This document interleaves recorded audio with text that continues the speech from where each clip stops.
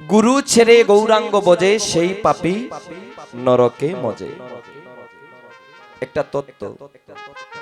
কেন আমরা গুরুদেবের আরাধনা করি, গুরুদেবের তপ করি, জপ করি? গুরু ছেড়ে গৌরাঙ্গ বজে সেই পাপী নরকে মজে। ধীরে ভগবান কৃষ্ণ যখন দ্বারকার রাজা, দ্বারকায় প্রতিদিন একটা ধর্মসভা হতো। হ্যাঁ, প্রতিদিন দ্বারকায় একটা ধর্মসভা হতো। অনেক অনেক ভক্ত বৈষ্ণবের সমাগম হতো সেই ধর্মসভায়। অনেক অনেক ভক্ত বৈষ্ণবরা সেই ধর্মসভায় উপস্থিত থাকতেন। ধর্মসভা শেষে ভগবান কৃষ্ণ প্রত্যেক দিন একটা জায়গার মাটি কলন করিয়া অন্য একটা জায়গায় নিয়ে ফেলে দেয়। একটা জায়গার মাটি কাটিয়া অন্য একটা জায়গায় নিয়ে কৃষ্ণ ফেলে দেয় প্রতিদিন ধর্মসভা শেষে। একজন ভক্ত সেই দৃশ্য লক্ষ্য করল। কৃষ্ণ প্রতিদিন ধর্মসভা হয়, অনেক অনেক ভক্ত বৈষ্ণবীর সমাগম হয় এই ধর্মসভায়, তবে আমি একটা বস্তু লক্ষ্য করলাম, প্রতিদিন ধর্মসভা শেষে তুমি একটা জায়গার মাটি কলন করিয়া অন্য একটা জায়গায় ফেলে দাও কেন? সেই কারণটা আমি জানতে চাই। কৃষ্ণ বলে, ভক্ত, সেই জায়গার মাটি কলন করিয়া আমি ফেলে দেই কেন জানো? সেই জায়গায় বসা থাকে কে জানো? আমি যে জায়গার মাটিটা কলন করিয়া কাটিয়া অন্য একটা জায়গায় নিয়ে ফেলে দেই, সেই জায়গায় বসা থাকে অর্জুন। অর্জুন যে জায়গায় এসে প্রতিদিন ধর্মসভায় বসে, সেই জায়গার মাটি কলন করিয়া আমি অন্য একটা জায়গায় নিয়ে ফেলে দেই। কেন কৃষ্ণ এমন করো কেন? যে অর্জুন যে জায়গায় বসে, অর্জুন অধিকৃত, আর সেই ধর্মসভায় যারা আসে তারা সবাই হচ্ছে দীক্ষিত, যার কারণে আমি সেই জায়গার মাটিটা কলন করিয়া অন্য একটা জায়গায় নিয়ে ফেলে দেই। অর্জুন এখনো দীক্ষা নেয় নাই। দ্বারকার রাজা কৃষ্ণ, দ্বারকার লীলা, সেই সংবাদ জানতে পারলেন অর্জুন।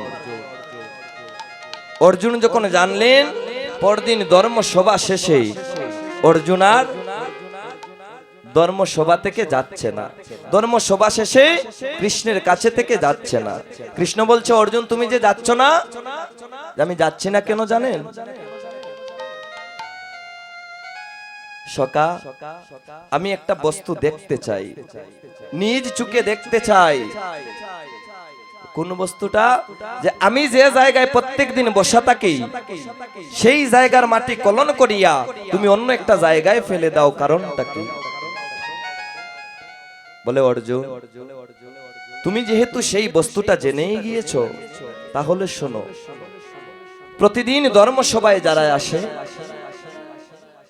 আমার এই রাজসভায় যারা আসে, সবাই হচ্ছে দীক্ষিত, আর তুমি এখন অবধি দীক্ষা গ্রহণ করোনি, যার কারণে তুমি যে জায়গায় বসে থাকো সেই জায়গার মাটি কলন করিয়া আমি অন্য একটা জায়গায় নিয়ে ফেলে দেই। অর্জুন বলে, সখা, ও বন্ধু, আমি যে জায়গায় বসি সেই জায়গার মাটি কলন করিয়া অন্য জায়গায় ফেলে দাও। ভগবান যার বন্ধু তাকে আর দীক্ষা নিতে হয়? তুমি তো আমার সখা, আমি হচ্ছি তোমার সখা, আমি তোমার বন্ধু। ভগবান যার বন্ধু তাকে আবার দীক্ষা নিতে হয়? কৃষ্ণ বলে, দাঁড়াও অর্জুন, আমি তোমার সখা হতে পারি ভগবান, তবে আমি গুরুদেব নয়, দীক্ষা দেওয়ার অধিকার আমার নেই। তুমি যেহেতু সেই বস্তুটা জেনে গিয়েছো, তাহলে শুনে রাখো, আগামী কল্য নিদ্রা থেকে জাগরিত হইয়া তুমি যার বদন প্রথমে দর্শন করবে, তার কাছ থেকেই তোমাকে দীক্ষা নিতে হবে। তৎপর তুমি সেই ধর্মসভায় আসবে, নতুবা আমার ধর্মসভায় তোমাকে আসা বারণ করলাম, তুমি আসবে না। অর্জুন চলে গেলেন নিজ গৃহে। মনের মধ্যে বাসনা করলেন কি, কৃষ্ণ যখন বলেই দিয়েছে দীক্ষা ছাড়াই আমি ধর্মসভায় যাব না, আমার মনস্থির করলাম আমি বাহিরে কারো কাছ থেকে দীক্ষা নেব না। কার কাছ থেকে নেব? ধর্মরাজ যুধিষ্ঠির মহারাজ, আমার দাদার কাছ থেকে আমি দীক্ষা গ্রহণ করব। নিদ্রা থেকে জাগরিত হইয়া আমি দাদার কপাটের সম্মুখে, দরজার সম্মুখে গিয়ে দাঁড়িয়ে থাকবো।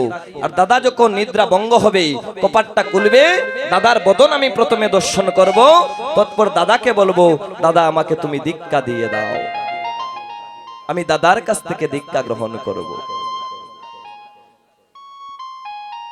অর্জুন চলে গেলেন নিজ গৃহে। পরদিন যখন সকাল হলো, অর্জুন যুধিষ্ঠির মহারাজের কপাটের সম্মুখে তথা দরজার সম্মুখে গিয়ে দাঁড়িয়ে আছে। কখন দাদা নিদ্রা ভঙ্গ হবে, কপাটটা খুলবে, আর দাদার বদন আমি দর্শন করবো, আর দাদাকে বলবো আমাকে দীক্ষা দিয়ে দাও। তবে হচ্ছে না।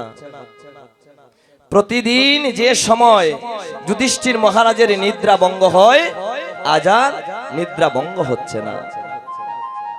ভগবানের চক্র, নিদ্রা ভঙ্গ হচ্ছে না। এহেন সময়কালে অর্জুন লক্ষ্য করলেন একজন জেলে কাঁধে জাল হাতে জাকি রাজগৃহের সম্মুখ দিয়ে যাচ্ছে। কৃষ্ণ বলে দিয়েছিলেন, যার বদন তুমি প্রথমে দর্শন করবে তার কাছ থেকে তোমাকে দীক্ষা নিতে হবে। একজন জেলে ব্যক্তি রাস্তার পাশ দিয়ে যাচ্ছে, রাজগৃহের পাশ দিয়ে।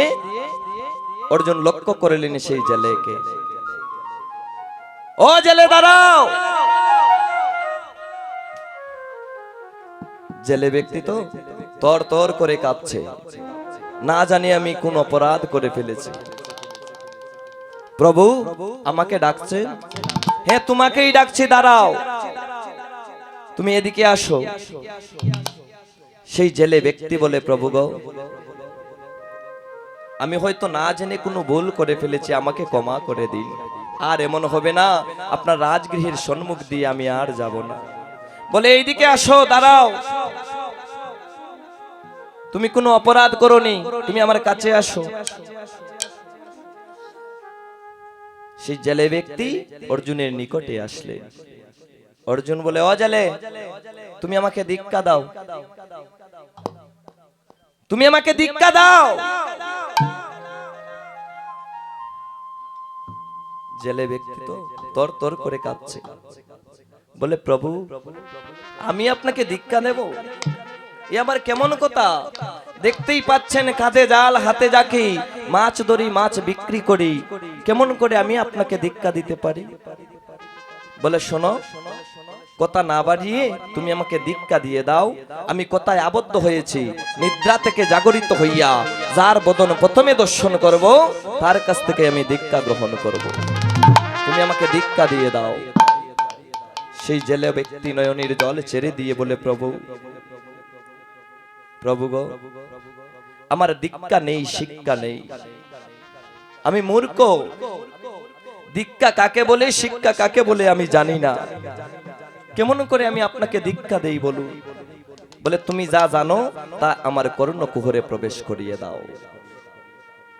অর্জুনের কথা রাখতে গিয়ে সেই জেলে ব্যক্তি অর্জুনের কর্ণকুহরে হরে কৃষ্ণ নাম মহামন্ত্র বীজ মন্ত্র রূপণ করে দিলেন। হয়ে গেলেন অর্জুনে দীক্ষিত। পরদিন যখন ধর্মসভায় যাবে, চলে গেলেন ধর্মসভায়। অনেক অনেক ভক্ত বৈষ্ণবের সমাগম সেই ধর্মসভায়। কৃষ্ণ বলে, সবাই ধর্মসভায় এসেছো? সবাই বলে, হ্যাঁ। যারা যারা দীক্ষা নিয়ে এসেছো একবার দুই বাহু প্রসার করো তো। সবাই দুই বাহু প্রসার করলো, অর্জুনও দুই বাহু প্রসার করলো।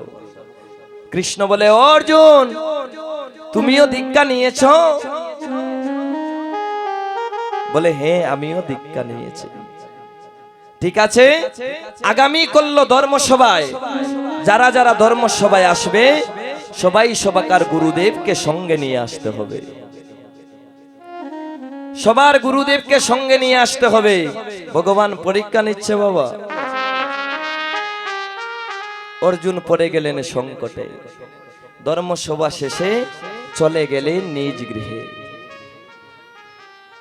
নিজ গৃহে চলে গেলেন, চিন্তায় পড়ে গেলেন, আমি যে পরদিন ধর্মসভায় যাব, কৃষ্ণ বলে দিয়েছে সবার গুরুদেবকে সঙ্গে নেবার জন্য।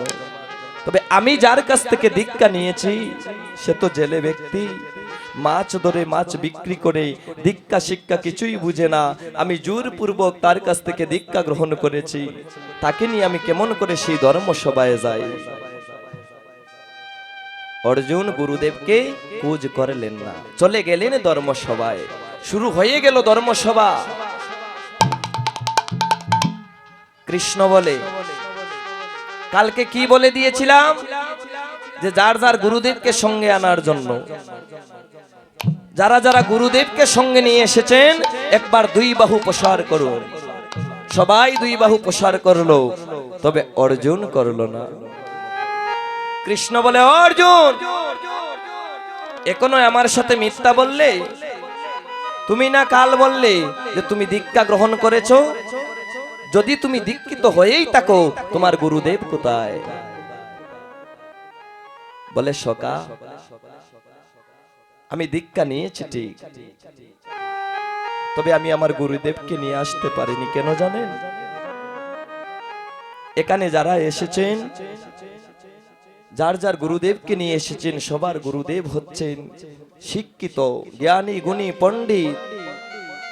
আর আমি যার কাছ থেকে দীক্ষা নিয়েছি সে একজন জেলে, মাছ ধরে মাছ বিক্রি করে। দীক্ষা শিক্ষা তার কিছুই নাই। কেমন করে আমি সেই জেলে ব্যক্তিকে নিয়ে আপনার রাজসভায় ধর্মসভায় আসি বলুন? কৃষ্ণ বলে, দাঁড়াও,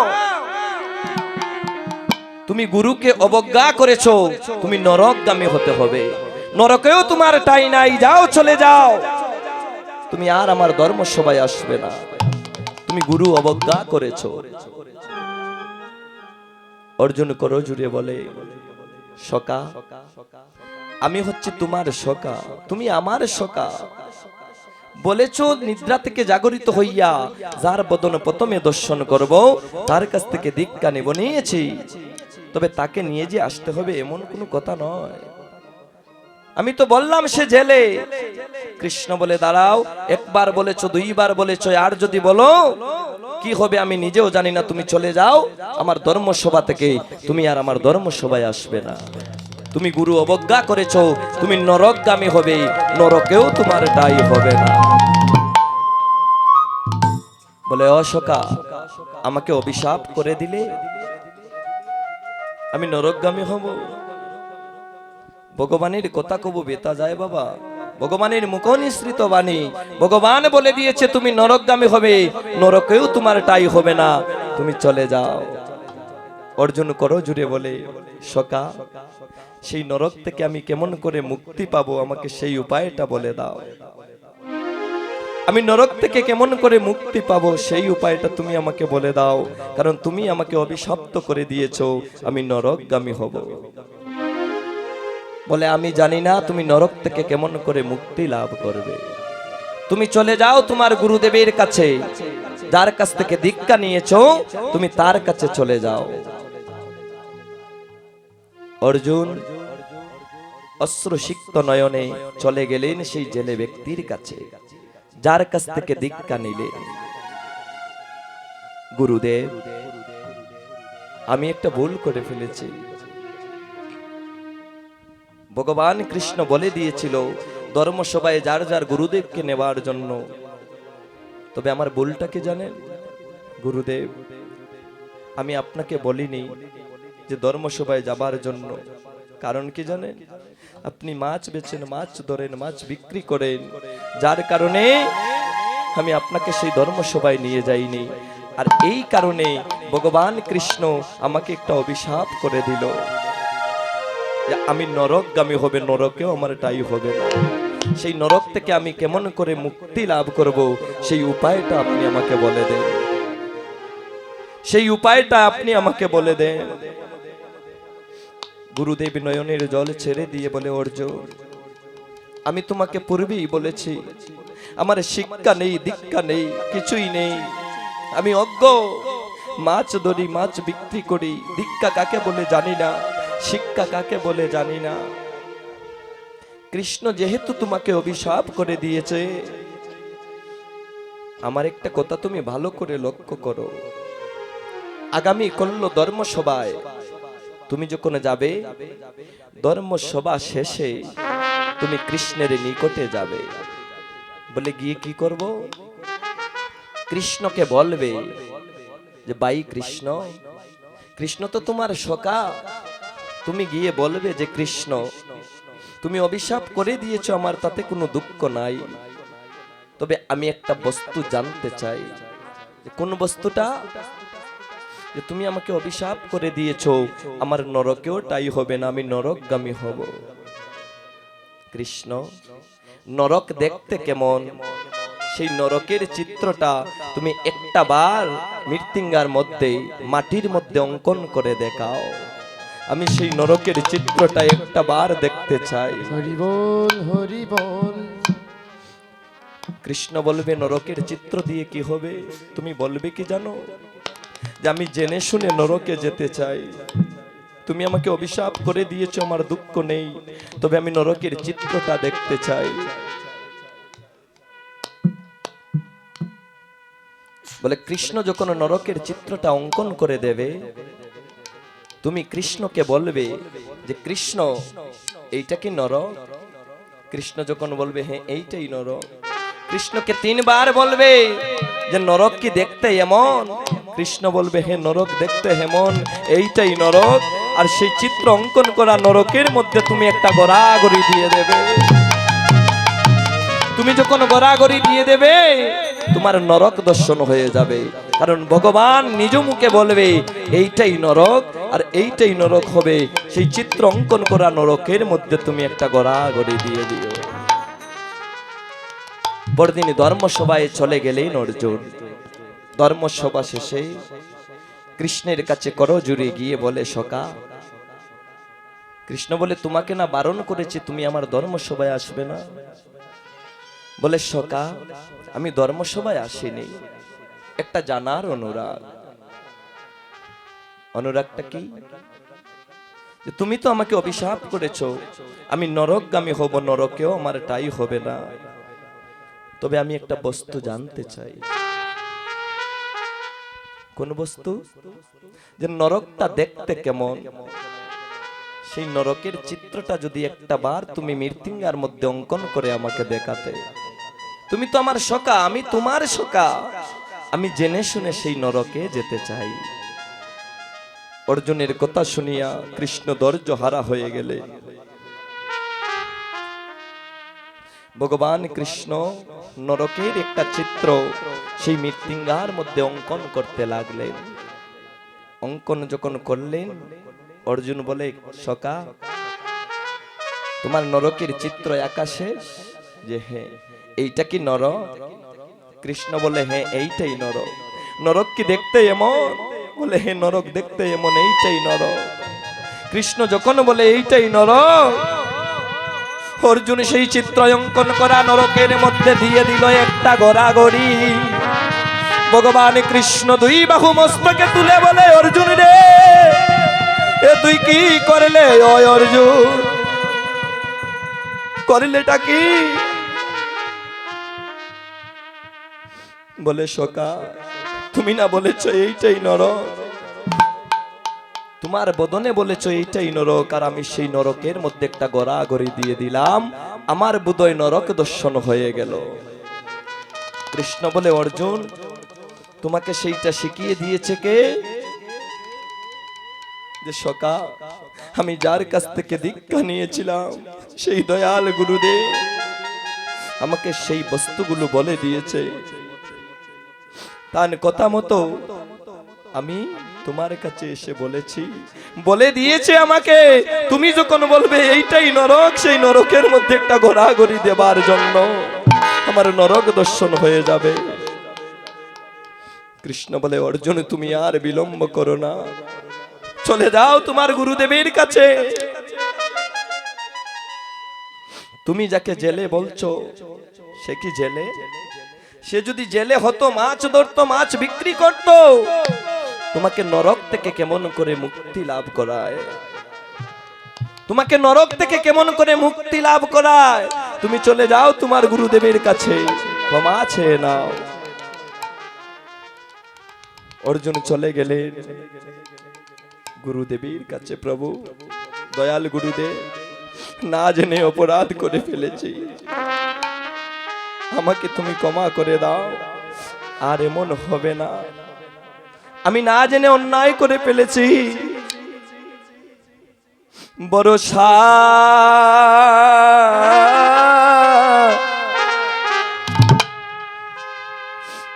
করে গুরু আমি কৃষ্ণ পদে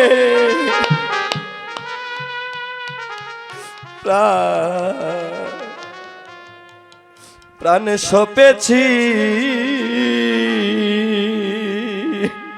বড় সাধ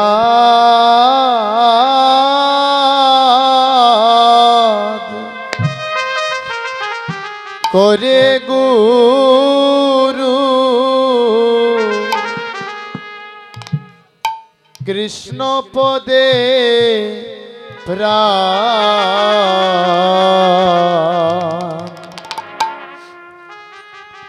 সপেছি।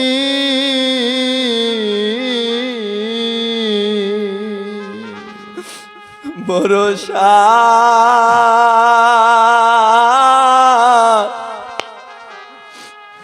করে গুরু আমি কৃষ্ণ পদে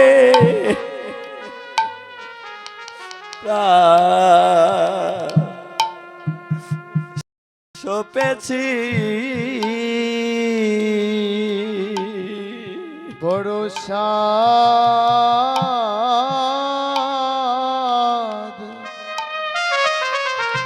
করে গুরু আমি কৃষ্ণ পদে প্রাণ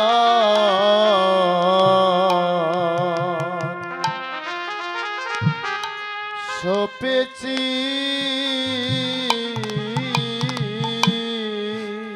ওই আমি পরকে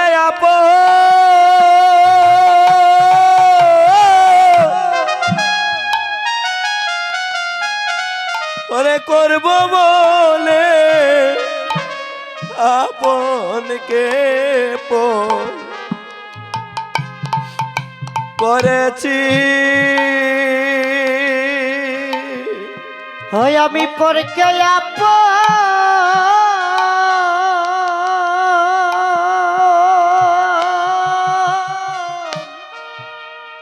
করব বলে আপনকে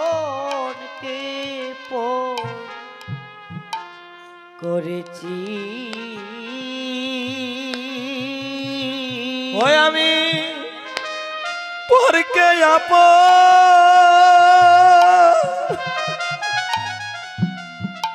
আপন করব বলে আপনকে করেছি। হই আমি পরকে হরি বল।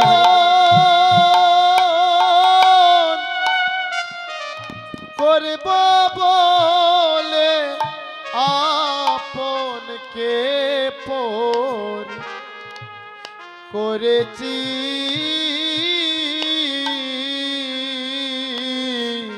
ও গুরু গো কৃষ্ণ পদে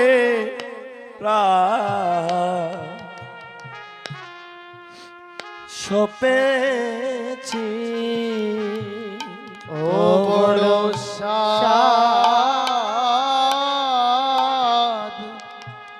করে গুরু কৃষ্ণ কৃষ্ণ পদে প্রাণ সপেছি কুলমান বাসাইয়া জলে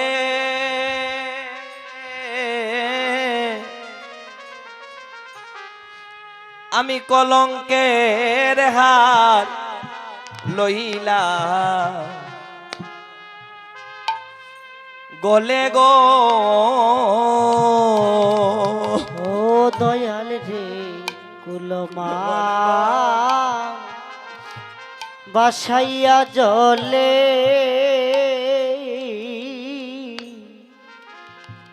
কলঙ্কের হার লইলা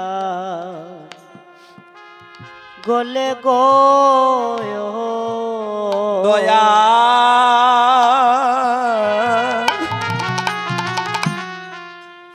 আমি কুলমান বাসাইয়া জলে ও গুরু গো আমি কলঙ্কের হাত লইলা গলে গো দয়া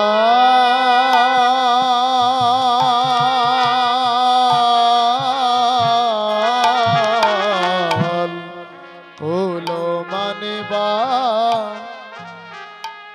সাইয়া জলে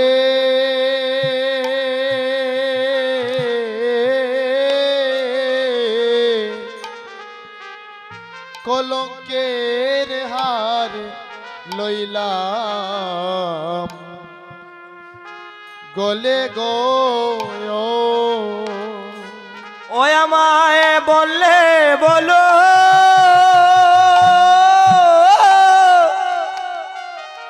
ওরে লুকে মন্দ করার নিন্দায় হবে কি হই আমায় বলে বলো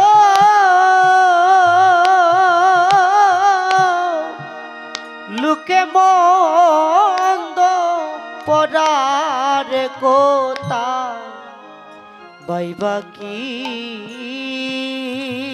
হই আমায় বলে বলু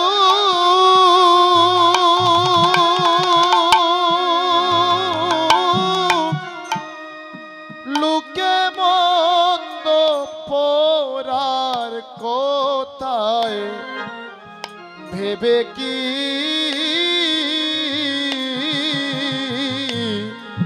কৃষ্ণ পদে প্রাণ সপেছি ভরসা দে করে কৃষ্ণ পদে প্রাণ সপেছি গুরুদেব না জেনে অপরাধ করেছি তুমি আমাকে ক্ষমা করে দাও আর যেন এই জগতের কোনো জীব গুরু নিন্দা না করে গুরুকে অবজ্ঞা না করে ঘোষণা দিয়ে গেলাম পদকবি লবচরণ দাস লীলার পাশ থেকে দাঁড়িয়ে বলছে ও দয়াল দয়াল গুরু না বজিয়া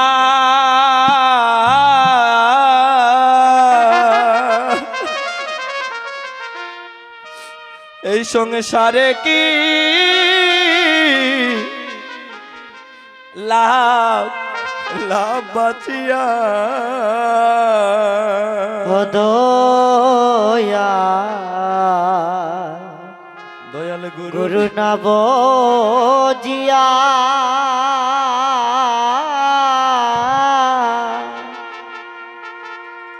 রে সংসারে কি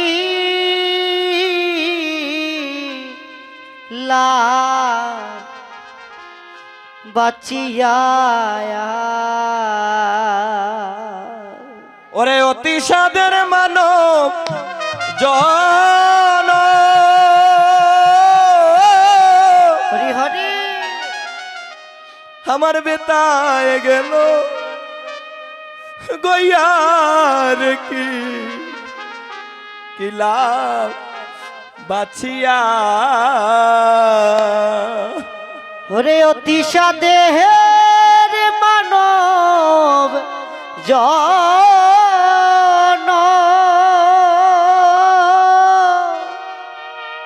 বৃতায় গেল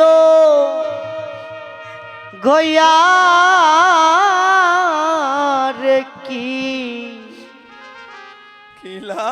লাভ বাচিয়া ও দয়াল গুরু নাম বুঝিয়া এসো সারে কি লাভ বাচিয়া দয়া গুরু নব জিয়া ও দয়াল গুরু না বুঝিয়া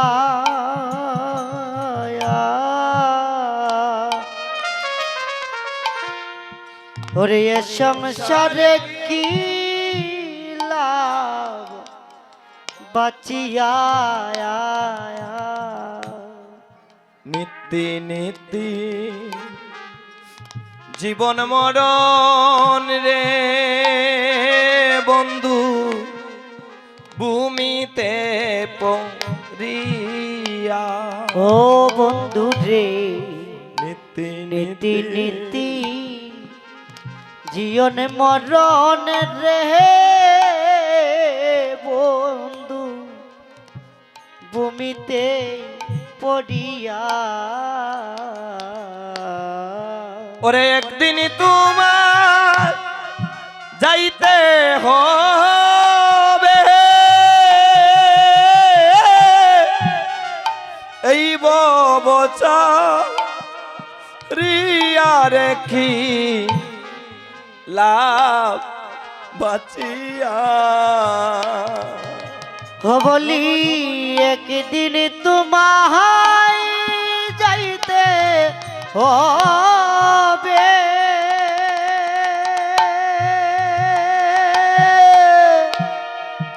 এই ববচা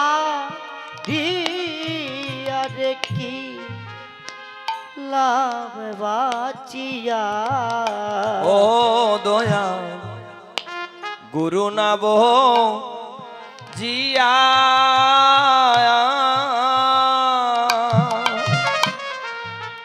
এই সংসারে কি লাভ বাঁচিয়া ও দয়া গুরু নব জিয়া ও দয়াল গুরু না বজিয়া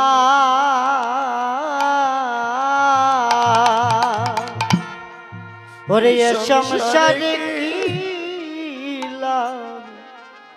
বাঁচিয়া আর টাকা পয়সা সোনা গয়না রে মন রে চার ববের মায়া ও আর টাকা পয়সা সোনা গয়না রে ও মনো ছাড়ো ববের আশা আর টাকা পয়সা সোনা গয়না রে মনে রে হরি বল হরি বল ছাড়ো ববের মায়া ও মনরে টাকা পয়সা সোনা গয়না রে ও মন চারব বের মায়া তোমার গনার দিন পুরাইয়া গেল কারবায় রইলায় চাইয়া রে কি লাভ বাঁচিয়া। ও তোমার গনার দিন পুরাইয়া গেল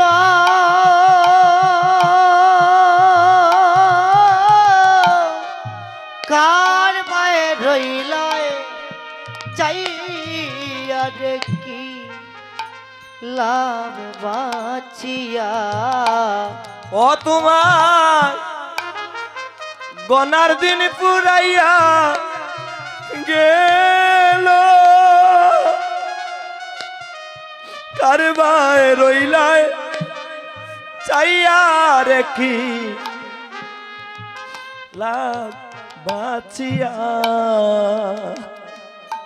ও তোমার গনার দিন পুরাইয়া গেল কার বাই রইলায় চাইয়া রে কি লাভ বাঁচিয়া। হায় হায় লব চরণে কয়ে মনে দৌড়াচা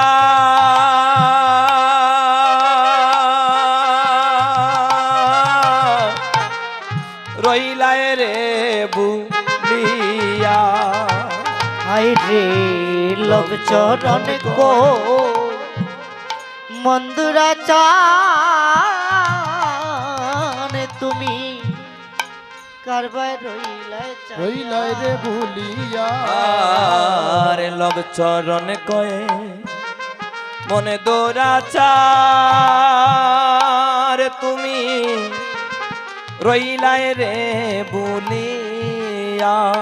ও মন রে লব চরণ কো মন্দুরা চান তুমি রইলাই রে ভুলিয়া। ওরে বদন বরে হরি বল দিন তো যায় মোর গইয়া রে কি লাভ বাঁচিয়া। ও বলিব দহন বরে হে হরি বল দুই বাহু তুলিয়া রে কি লাভ বাঁচিয়া। তুমি বদন বরে হরি বল দুই বাহু তুলিয়া রে কি লাভ বাঁচিয়া। ও তুমি বদন বরে হে হরি বল হরি বল হরি দুই বাহু তুলিয়া রে গিলা বাঁচিয়া।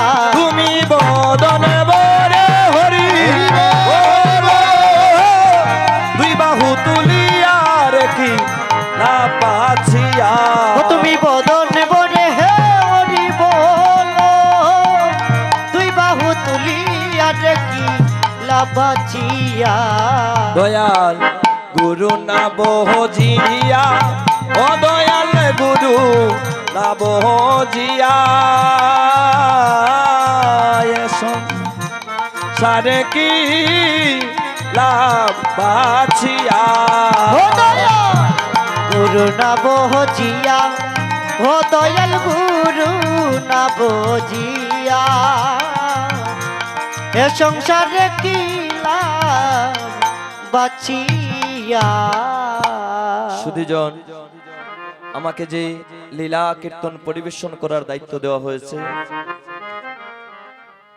আমার ভগবানের উত্তরাগুষ্ঠ লীলা বা আমরা ফিরাগুষ্ঠ লীলা বলে থাকি। ফিরাগুষ্ঠ লীলা বলতে কি বাবা?